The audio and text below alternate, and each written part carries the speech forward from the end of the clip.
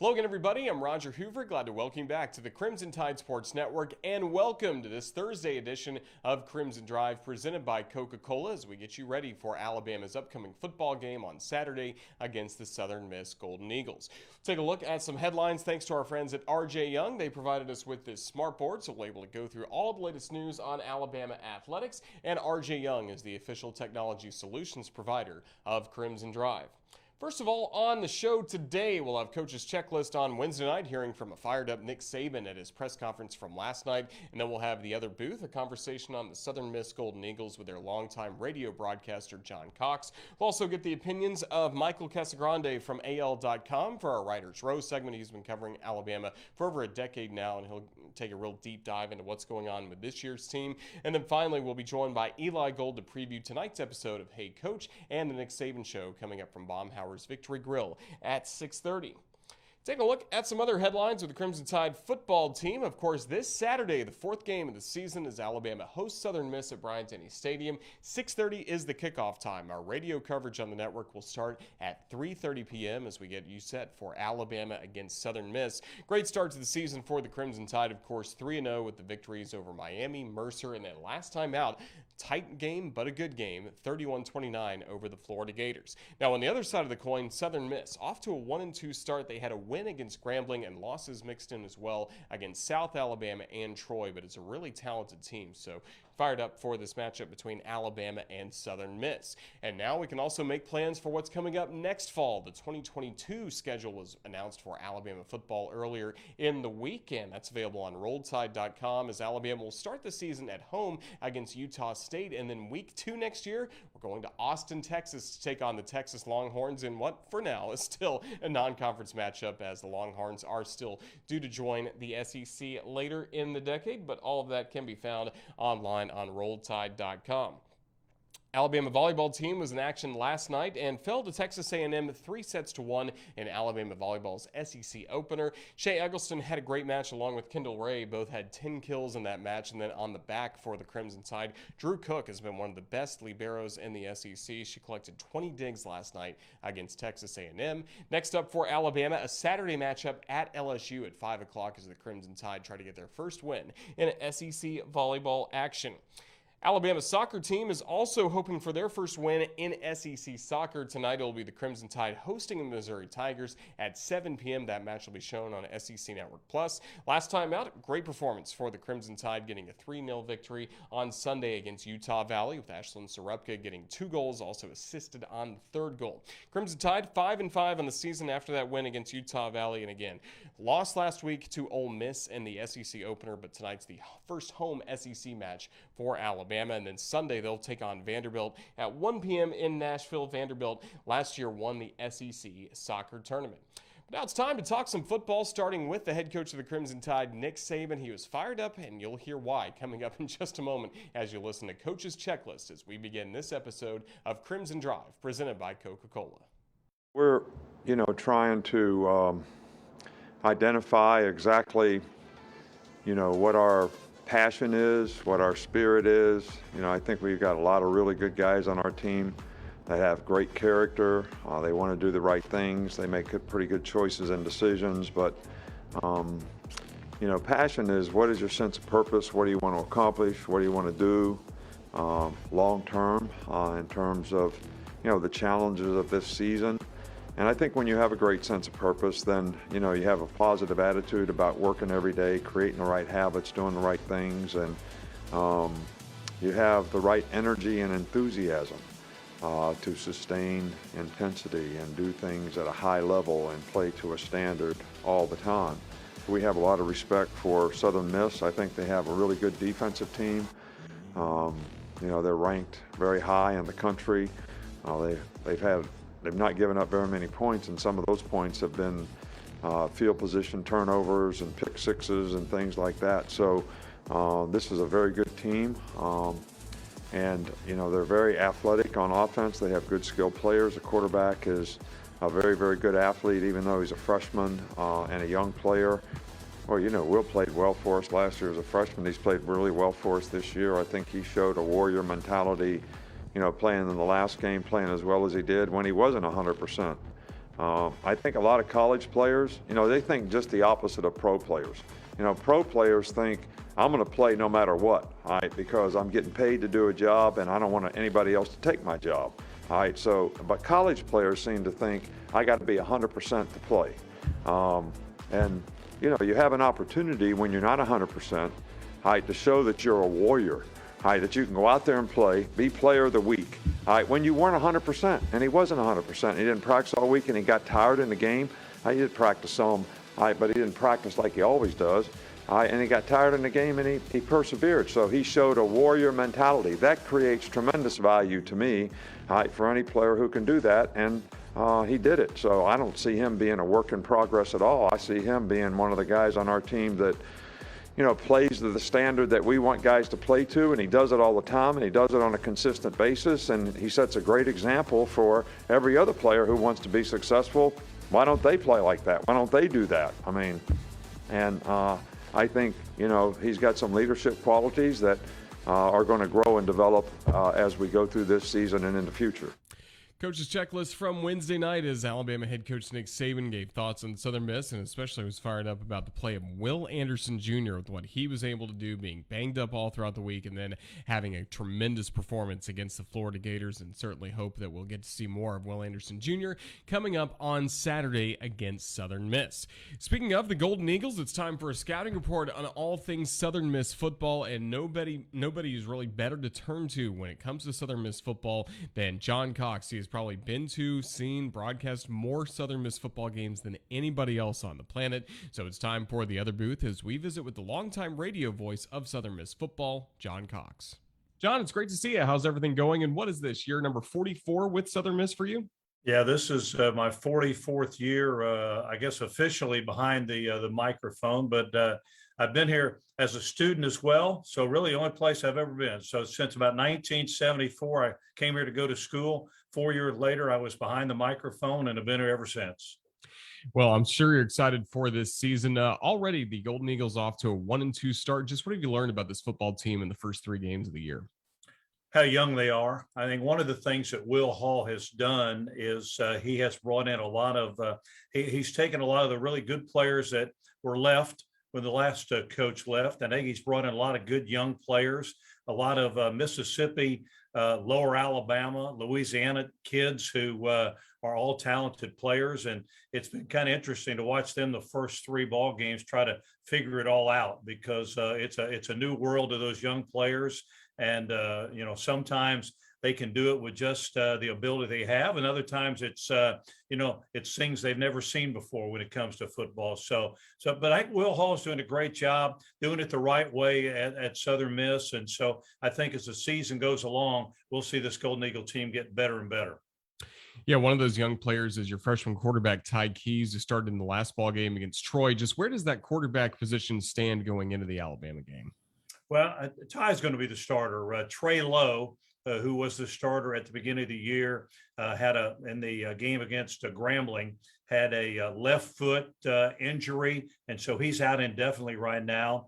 And so Ty Keys is the quarterback. His first start was last week in the Golden Eagle ball game against Troy, and did a lot of good things. But you could also tell it was the first time he'd ever been in that situation before on the college level. But talented player, he was a 4-year starter in high school up the road from Hattiesburg in Taylorsville, won 3 state championships, is a good runner, a good passer, very talented player. So I'm anxious to watch him play. He's going to get better and better as the year goes along. But obviously to go up against the Crimson Tide at Bryant-Denny Stadium when you're a young freshman quarterback making just your second start of your career, that's a tough task to ask.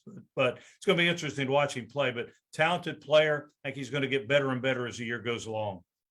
Who are some other playmakers on the offensive side of the ball you're most excited about, not just in this game against Alabama, but for Southern Miss this season? Well, I think probably the guy that's got the most experience is Frank Gore Jr., who's the running back on this ball club, a guy that rushed for about 700 yards a year ago. He's closing in on about 300 already this year. So he's already about a 1,000-yard rusher in just about a season and 3 or 4 games. Some outstanding wide receivers that are starting to see some playing time. Jason Brownlee, probably the most experienced. He was a starter a year ago. Another young man by the name of Antoine Robinson had played a lot of football last year for the Golden Eagles. But then there's some young guys working in there too that are just getting a chance to play for the first time. On offense, a tight end is Grayson Gunner. He's a guy who began his career at Arkansas, played several years at Arkansas, and then came back and played last year his what we thought might be his final year at Southern Miss, but he's got another year, so he came back to play this year. And then there's some guys up on the offensive line that are really talented players. It starts with Arvin Fletcher, who he's played every position on the offensive line. This will be his 51st career start on Saturday against the Crimson Tide. So he's kind of the leader of that offensive line. So I think a lot of good players on the offensive side of the football. And I think they're gonna, as I said about the quarterback, I think they'll get better and better. The offense will as the year goes along, trying to kind of get used to what Will Hall wants to do and how he wants to play offensively. And looking at the other side of the ball, what's the strength of the Southern Miss defense? I'd say probably, linebacker, probably have got about 5 guys who all have played a lot of football for the Golden Eagles. Hayes Maples is a guy who's from Hattiesburg that's played quite a bit. Santrell Latham's another guy has played a lot. Then you got some guys that are starters, but really in a backup role. Guys that I think are going to be good players. One is Swayze Bozeman. Swayze Bozeman is a guy that's been hurt and may or may not be back in action for the Golden Eagles this week. If not, it'll probably be next week. Another guy by the name of TQ Newsome, who's a guy that's played a lot. And then Habas is a guy that was playing kind of the outside linebacker defensive end. When they had some injuries in that linebacker group, he moved back inside. So there's about 5 guys in the rotation for the Golden Eagles at linebacker. That's one of the strengths, but there's some veterans up on the defensive front. There's some veteran guys in the secondary. So it's a defense that has played well at times. But again, with a mixture of some of the veteran guys and the new guys that are seeing some playing time, I think they're going to get better and better as the year goes along. For you, John, 44 years calling Southern Miss football on the radio. You've gotten to work with a lot of head coaches, and it seems like you're pretty excited about what Will Hall is doing. Just have you seen him make that transition to being a head coach? Well, he's moved right into it, and I think has done a good job. The minute he set foot in Hattiesburg as the head coach back in December, he has been nonstop. One, trying to build this football team and get them up to where he wants them to be, and obviously that's not something that happens right away. But also, he's done a really good job of exciting our fan base. We had the 2 home games so far. We've had really, really good crowds. There's a lot of people who haven't been to Southern Miss football for a while. One, because of the pandemic, but also just because it had not quite had the success that Southern Miss has had in the past. But Will's done a really good job. He is one of those guys that, and I was lucky enough to be with him on several speaking stops that we made around the state of Mississippi and into Louisiana, into Alabama, over into Texas and places like that. And there were crowds that we'd not seen in a long, long time coming to those events to hear him talk about Southern Miss football and what his plan was for Southern Miss. So he's done an amazing job. There's as much excitement about Southern Miss football right now than there has been in a long, long time. And Will gets the credit for that. And so I think people are just excited the way he's trying to build this program, doing it the right way. And so they're excited to watch the Golden Eagles play each and every Saturday.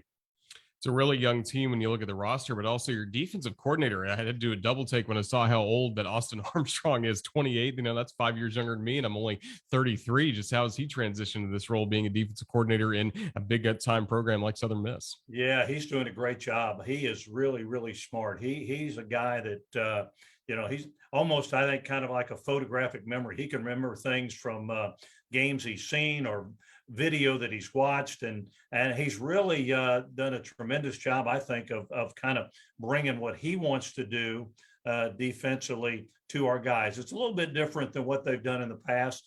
but they've really taken to his style of play. He's a guy that likes to get a lot of guys involved in the defense. They like to come at you from all kinds of angles and all kinds of different directions, and so they're doing a lot of good things. They play really well. They're not having numbers in front of me, but they rank pretty highly in the national rankings right now defensively. So doing a lot of good things. He's worked a lot of the young players in with a lot of the veteran players. So people are really excited about watching what Austin Armstrong's brought to the Southern Miss defense. Seen Alabama and Southern Miss play a lot over the years, and even though Alabama has won the last 7 in the series, there have been some great moments for Southern Miss against the Crimson Tide. What stands out to you the most when you look back at this series history? Well, I was thinking today driving in, the first Southern Miss Alabama game that I ever was at, and it was as a fan, not as a broadcaster, was back in 1974. I was a freshman at Southern Miss at the time. And of course, I was amazed at the atmosphere. And I don't know if it was Bryant-Denny Stadium at then. It might have just been Denny Stadium still then, but just the atmosphere. But I guess the ones that stand out would obviously be times the Golden Eagles have been lucky enough to win. And, the first one I remember was 1981. That was a 13-13 tie at Legion Field. But then the next year, Southern Miss was able to come over there. And that was the 38-29 game when Reggie Collier and company were able to beat the Crimson Tide and snap that long winning streak there at Bryant-Denny Stadium. So we've been able to win a few of them. They all kind of stand out. But what I remember is just the atmosphere. Growing up in Ohio like I did, and then coming down south, never realized how big college football was. So much bigger and maybe better in the South than it is where I grew up. But just the fact of being there in Bryant-Denny Stadium and listening to the crowd and that atmosphere that they produce in there when the Crimson Tide are playing is one of the memorable things. So I love to get in there. I love to get there early on game day and get that headset on. Love the chance to visit with guys like you and Eli and guys that are a part of the broadcast and just talk football and college football, Southern Miss football, Alabama football. So couldn't be many places any better. In fact, I don't know if there is any place any better than Bryant-Denny Stadium when you're watching your team play the Crimson Tide. So I'm looking forward to Saturday. We certainly are as well. And last one, I'll get you out of here on this. Even though it was a touchdown for Alabama, did you have a good call of the Tyrone Pro throw? Amazing catch, flipped over to the defender into the end zone. That's still one of the most talked about plays in Alabama football history. Yeah, that was pretty incredible. What I remember about it was I think the Golden Eagles were kind of in position where they might have had a chance to win the ball game before that play. But I guess I did okay. At least I got the names right and who wound up with a football and the fact that Alabama scored. But I don't know if I've seen a play before that or since then any more incredible than that one. So there have been some great moments in the years that the Golden Eagles and the Crimson Tide have played, and I'm sure there'll be several more of those on Saturday. Certainly looking forward to it. John, just thank you so much for joining us this week on the Crimson Tide Sports Network, and safe travels to Tuscaloosa coming up for you and the rest of the Southern Miss fan base. And best of luck to you. Appreciate it. Thanks for having us on, and look forward to it. Can't wait to get there and be in Bryant-Denny Stadium. Yeah, when you think about Alabama against Southern Miss, that pro throw catch always comes to the forefront of your mind. Just such a great moment in Crimson Tide history, and thanks to John Cox for joining us, giving a lot of expertise on the Southern Miss Golden Eagles. Somebody that has a lot of expertise covering Crimson Tide football is Michael Casagrande of AL.com, part of a really talented staff of writers that cover Alabama on a day-in, day-out basis, and he joined me for our Writers' Row segment, not only looking back at the Florida game, but also previewing what's ahead for the Crimson Tide here in 2021. Swamp seemed to live up to his nickname on Saturday. What can you tell us about the environment you saw? Yeah, no, it was everything you would expect it to be. It's been the first time in 10 years since I'd been there, just as loud, probably in the scale of loud factors that LSU seems like it's always pretty high up there, number one at night. And then Florida's pretty high up. It's a smaller environment. It's more compact. Everything's on top of the field.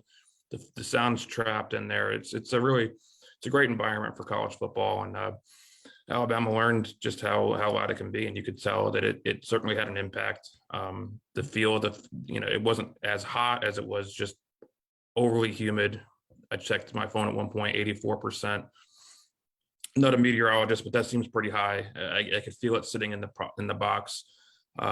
So, it was everything you would expect it to be. And I think they got every bit of the experience they were expecting. And for the Crimson Tide, the game could not have started much better, get out to that 21-3 lead. What did you see, first of all, when Alabama was playing pretty sharp and getting out to such a strong lead against the Gators?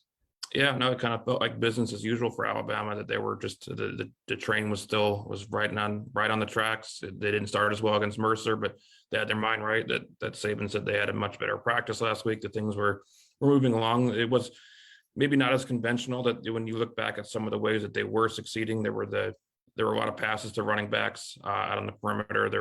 There were things that Florida's defense could have stepped up and corrected and maybe taken that away. I think that's what happened in the second quarter, is they took away some of that perimeter game. They got more pressure in Bryce Young's face, but in that first quarter, things were, pretty efficient, I'd say. Now, what you see on those drives where Alabama was going 3 and out in the second quarter, and also around that time, Florida's offense started to gain more traction as well.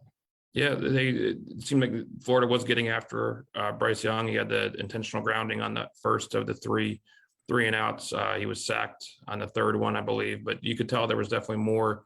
They were bringing more at him, throwing more at him, had more traffic in his face when he was throwing. It's just that things got more difficult. It was just like a light switch flipped, and offensively, Alabama's, rolling down the field in those first 3 drives, and then they just turned the faucet off, and you could tell it was frustrating for everyone involved. There may be one drop pass in there, an option where Bryce Young could have run for a first down. It looked like there might have been some real estate, and I know that was a big talking point online, and I'm sure that will be something to talk about moving forward. But they figured things out after halftime, at least well enough to get the amount of offense they needed to win the game. Yeah, 2-point victory for Alabama, and the Crimson Tide scored a second half touchdown. Would have scored one sooner if Slade Bolden had not had a drop in the end zone. You asked him about that on Monday, and he had a pretty interesting response. Yeah, no, I think he was, he even indicated he was glad that someone asked about it, that it's part of the game, that he wished he was perfect. But the teammates rallied around him. He didn't lose confidence in himself. He didn't even take him out of the game right away, where it seems like that's something you would normally see a coach, at least just for his confidence sake, to give him a minute, to not have to be right out there again running a route. But 2 plays later, they did score, so it took that burden off of him, that it wasn't that he didn't blow it and they couldn't recover from it. So, but Slade's he's been around 4 years. He's a stand-up guy. He's the reason I knew he'd answer it in a certain way like that not everybody maybe would be as willing to talk about a moment like that. But from being around him, I could tell he's the kind of guy that was going to own that moment and stand up to it. Yeah, he certainly did. And speaking of owning the moment, are the questions kind of going away about Jaleel Billingsley and what he can do on this football team after what we saw against Florida? Yeah, the great touchdown catch, very athletic play, good concentration on the ball over his head, keeping the feet in bounds after the catch. So yeah, I mean, I think I don't ever think the talent was the issue there. I think it was just some things behind the scenes that took some correcting, and I think at least you see his role is increasing, and I think that says a lot about where the coaches think he is at this point. What are the next steps you feel like for this offensive line? We know Doug Marone's the first-year offensive line coach. He's got a lot of different pieces to work with, but still trying to get this group, it seems like, on the same page. Yeah, there's a lot of like you said, a lot of moving pieces, a lot of guys who were in positions where they weren't expecting to be. Chris Owens, if you would have told me he was going to be the right tackle early in the camp, I wouldn't have believed that. Just from the way that things were progressing, seemed like he was going to be a center. So you've got a different guy at center, different guy at right tackle. You got new starters, left guard. So there's still a lot of newness out there, and Florida, it seems like they did a lot. I think Saban even alluded to it. They did a lot to mess with them in that terms of the shifts and the pre-snap movements, that they can confuse some blocking assignments. And I think that might have been an issue in some of the interior running game at times, where didn't get the same sort of push on that defensive front. What did you make of the performance of Will Anderson Jr. against Florida? He really left it out all on the field, becomes the SEC Defensive Player of the Week. Yeah, he's the kind of guy that it's hard to turn him off. You weren't sure. It was pretty scary the way when you watch the replay of that Mercer block and the way his knee kind of buckled in that sense. It's the last thing you want to see for a guy like that. But he's a high motor guy. When you saw him out there, and you could tell right away from watching pregame warmups, he didn't look like he was slowed by anything. He's got that high intensity, high motor. He's just going to come off that edge. He's the kind of guy that you feel like by the time he's done here, he's going to be one of the more beloved players just from the way his personality, the way he plays on the field. Truly gassed after that game. All those guys were playing so many snaps, more than they wish they would have. But I think Will Anderson's performance was pretty stellar. And then based on what he said to the media on Monday, do you think this is a time where he starts to step up more as a leader in that locker room? Yeah, and you can tell just from talking to him, he's got that personality where he would engage with teammates. If he can engage with media guys like us, then he can engage with his peers. So I don't think that's going to be an issue for him. And it's just more of finding that voice and finding that moment where you feel like it's your place to do that. Because I know that can be a time where, he was a true freshman last year, a team with a lot of veteran guys, maybe not as much on the defensive side, but it's finding your place and saying actually, yes, this is my place on the team, that they do need someone. Having Christopher Allen go out for the year, granted he's still, I'm sure, around the team, but not on the field.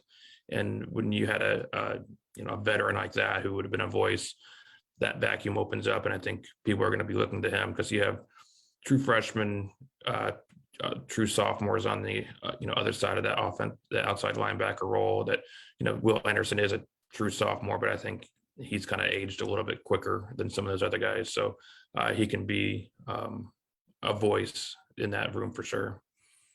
It's easy to look ahead to what's coming up in a couple of weeks. Alabama against Ole Miss, but first of all, Southern Miss coming to town on Saturday. So I'm interested to see what you're kind of watching for the most coming up on Saturday. What you feel like Alabama needs to tighten up before the Rebels come to town.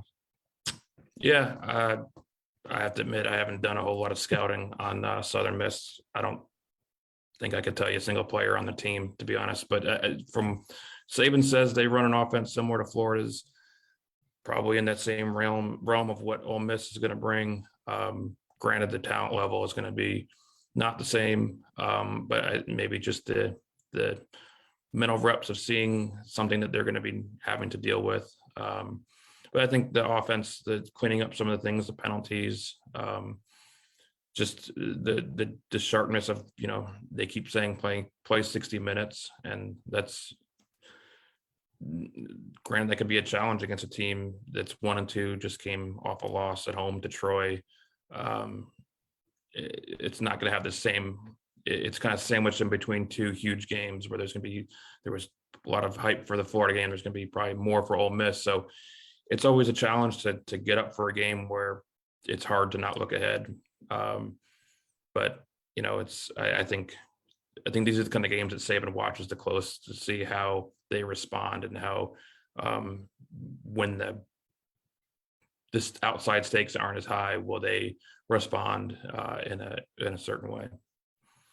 It's going to take a team effort for the Crimson Tide coming up on Saturday. And I know for you guys at AL.com, it's a total team effort. We visited with Mike Rodak before. Just what makes this coverage that you guys have special on AL.com and in the papers?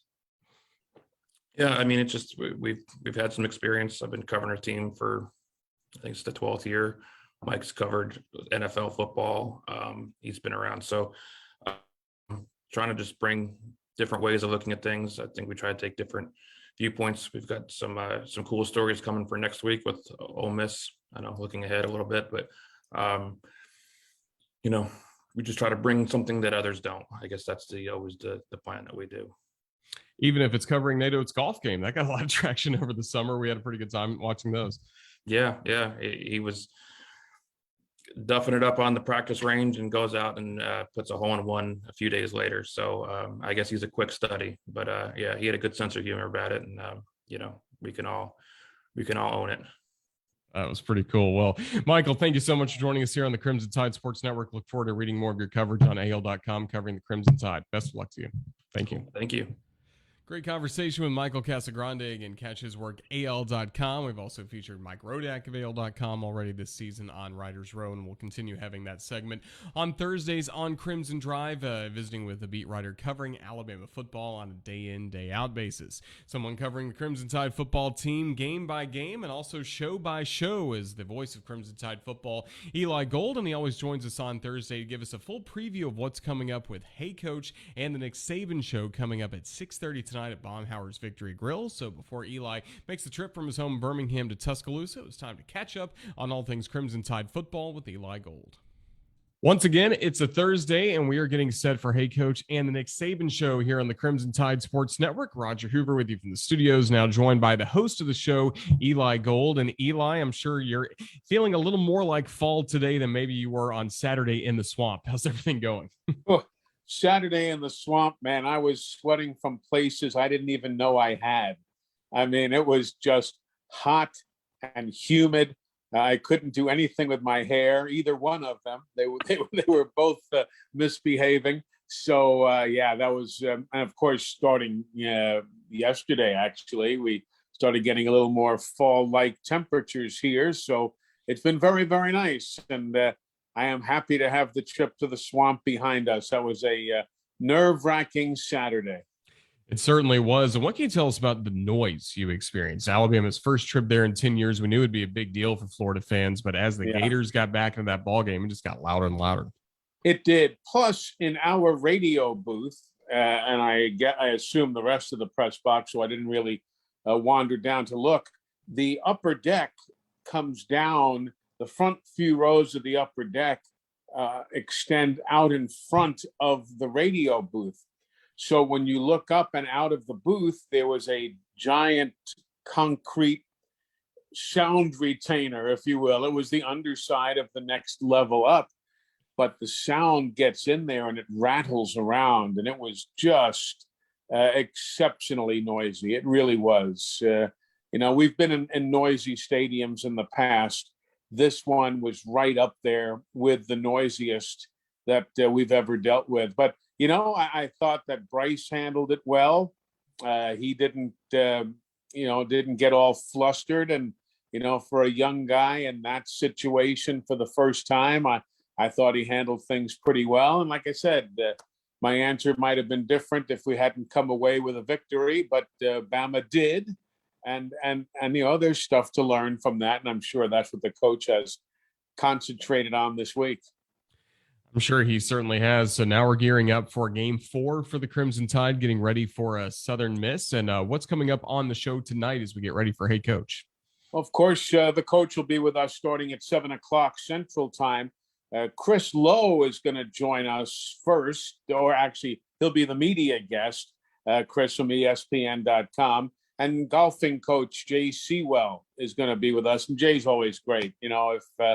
If there's nothing to talk about, and of course there is plenty to talk about, but I can always ask him about the lessons he gives to Coach Saban. And that fills a half hour right there. So, so Jay Sewell, Chris Lowe, and then Coach Saban. It should be a good show tonight. Yeah, I need to ask Coach Sewell as well about advising Nate Oates. It was kind of going viral that Oates didn't have the prettiest golf swing, and then a week later he gets a hole-in-one. So that's a pretty good summer for the basketball coach. Exactly. That's a great story, but Jay does a great job. He really does. He's had obviously turned out more PGA professionals than you can shake a stick at. So he's a good man, and he's funny as heck. I mean, if you ever sat around for an hour, I spent time with him in O'Hare Airport in Chicago. I was doing something up there, and they were participating in a tournament, and the flight was delayed. So we just kind of all sat around, and Jay and I started talking, and it was like sitting with a professional comedian. He had great stories and great one-liners. So it's always a lot of fun when he joins us. We're really looking forward to that. And somebody that you've got to know throughout the years as well as somebody we had earlier on the show on Crimson Drive, John Cox, the longtime broadcaster for Southern Miss. We've seen so many Alabama Southern Miss matchups throughout the years. I'm sure it's great to reconnect with him for this ball game. Yeah, as a matter of fact, I talked with John a couple of days ago. He's been doing the games now for 44 years. I mean, he was right there as soon as Marconi said go, John started talking. I mean, he's been there forever, but he's a good man, and and it's going to be nice to see him. I did get a chance to see him during baseball season when Alabama played Southern Miss over at the Joe. But yeah, he's a good guy, and they've got their starting quarterback got hurt. They're having to go with a backup quarterback, and he's talented. But if he was as good as the starter, he would have been the starter. But they've got some good talent. They play decent defense, certainly, and their new head coach. It's a great story. He coached at West Alabama, Livingston, if you will, and in the years that he was at West Alabama, that coincided with Coach Saban starting at Alabama. And even though they didn't know each other well, Coach Hall would go to Tuscaloosa and just hang around the Alabama football offices. He'd go to practice. He'd hang with the coaches. They just gave him carte blanche access. And he'll tell you now that he runs his operation as best he can with the constraints that they have financially and what have you. He said they run their program the same way Nick Saban runs his. It's on a smaller scale, obviously, and you don't have all the analysts and what have you. He said, but I learned so much from Nick Saban. He said, so we don't really have a background together. I never coached with the man.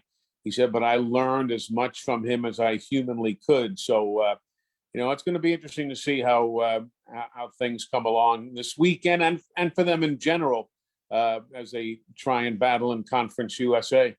We're excited for Alabama Southern Miss. We're excited for Hey Coach and the Nick Saban Show as well, coming up at 6:30 from Baumhauer's. Eli, just thank you for joining us, and Roll Tide. Always a pleasure. Talk to you folks tonight. Roll Tide. Always great to catch up with Eli Gold before Hey Coach and the Nick Saban Show. Now it's time to take a look at our weekend schedule of programming here on the Crimson Tide Sports Network. And of course, we'll start with what's coming up later tonight. We just had the Hey Coach preview. How about Hey Coach? It's coming up again tonight starting at 6:30 from Baumhauer's Victory Grill here in Tuscaloosa. But a very busy week across the network. And again, that'll be our first show coming up tonight as Eli will be joined by Jay Sewell as well as a special media guest, Chris Lowe. Also coming up on Saturday, our airtime will be 3:30 p.m. And make sure you come early. Go to the Grocery Brew Pub downtown. That's where Tyler Watson and I will be pregame and postgame. And then, of course, 6:30 p.m. is the kickoff for the Crimson Tide against the Southern Miss Golden Eagles. On Sunday, Chris Stewart hosts the Nick Saban television show along with the head coach of the Crimson Tide, Nick Saban. You can check your local affiliates for that show. It's also available on demand on RolledTide.com as well. And then Monday night, we'll have Crimson Tide Rewind coming up at 6 p.m. as Eli Gold will be joined by Corey Reamer. And then, before you know it, it'll be time for Tuesday at 2 o'clock, and that will be Crimson Drive presented by Coca-Cola. Also want to remind you, before you come to campus, Alabama against Southern Miss coming up on Saturday. I mentioned the kickoff time is at 6:30 p.m. You do not want to wait until 6:30 to make sure you have not only your ticket for the game downloaded with all mobile ticketing that we have this season, but also parking passes downloaded as well. It's very easy to add that to your Apple Wallet or your Google Pay wallet if you have an Android. So again, just make sure, even if you're watching right now, if you already have the email but maybe haven't downloaded the tickets, this is the perfect time to do it. It'll just make everybody's game day experience so much better if you get to the gate already with your ticket downloaded and in your wallet, either on iPhone or Android. And if you want any more information, just head to RolledTide.com about all the things that are new in 2021, but especially after the Mercer game, we want to make sure you remember to download your ticket early in advance before you get to campus on game day. So that's going to wrap up this edition of Crimson Drive presented by Coca-Cola. We have to say a big thank you to the guests that we've had on today's show. John Cox, the Southern Miss radio broadcaster, as well as Michael Casagrande of AL.com, and of course Eli Gold with our Hey Coach preview. Special thanks as well to Facebook Live producer Ethan Caravan for all of his great work putting this show together, and we thank all of you for watching. Now it's almost time for Alabama against Southern Miss. Can you believe it's already Game 4 of the season? It's coming your way on Saturday here on the Crimson Tide Sports Network. But for everybody with the network, this is Roger Hoover saying thank you for watching, good afternoon, and Roll Tide.